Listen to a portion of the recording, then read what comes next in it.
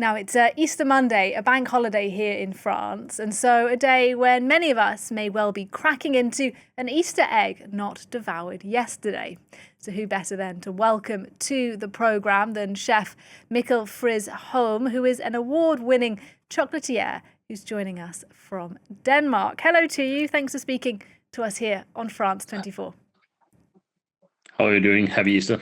Happy Easter indeed. Look, I'm so pleased to have you today. So let's talk a little bit about your work as a chocolate maker. How important, first of all, is Easter? Is there anything particular about the chocolate that you make or you sell around this time of year?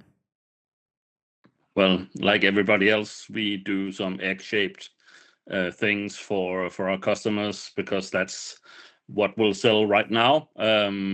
But basically, we also supply a lot of professionals with chocolate from our factory, which they use in making filled chocolates, and we do that ourselves as well. Oh, okay, and if I understand correctly, about 70% of the cacao in the world comes from West Africa. You, though, work in a rather different part of the world. You tend to get Yeah. your product from Nicaragua, so from Central America. Tell us a bit about why you do that. I do that also because cacao comes from South and Central America originally. And I was part of a project 18, 19 years ago where we set out to make the world's best chocolate. And to do that, we needed a better raw material than is what is normal in the chocolate world.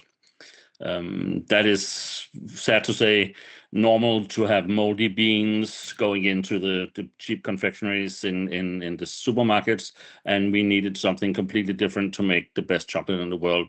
Like wine, like beer, you can only make it so good if you don't have the raw material. Is that really true that those of us who are buying our chocolate in the supermarket might be tasting product with moldy chocolate beans? I can send you a fact sheet that I get every month from different traders trying to sell me a 40-foot container. And the accepted minimum or accepted amount of mold is 5%, then 5% white spots, 2-3% twigs and stones. I mean, this is a disgrace, but this is what cheap chocolate is made from. Okay, and is one of the reasons why we're seeing cheap chocolate at the moment, as you say, chocolate that perhaps is not the highest quality, is because there's been so much turbulence in the chocolate market in terms of cost. I mean, we've seen the price of cocoa go up and down, the price of cacao as well. I wonder what kind of impact that's had on you, somebody who's making really high quality chocolate. Well, not personally, and for my company, not a lot, because we already paid 3-4 times the amount what was normal in the market to get the quality that we needed to make our chocolate. Of course, our cacao has gone up as well, but not 400%, but perhaps 25-50%. And this, so it has not been felt so much by someone like me.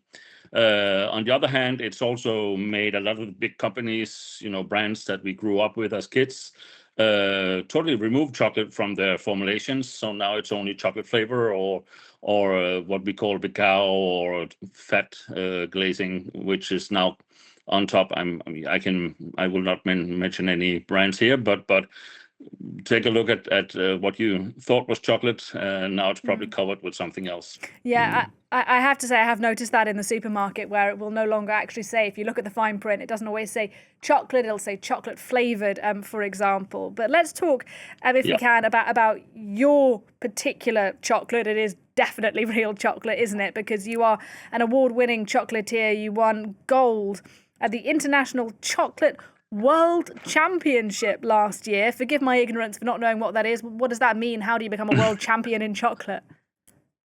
That's 5 blind tastings of my chocolate first and preliminary round, which is also taking place right now for this year, where there are 3 blind tastings of the chocolates that are entered into the competition.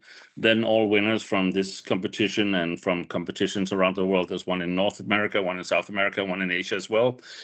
All the winners, bronze, silver, and gold, will enter for the World Championships, where there will be another 2 blind tastings of the chocolate. And in this competition, we have won 1 or more golds every year the last 12 years in a row. So.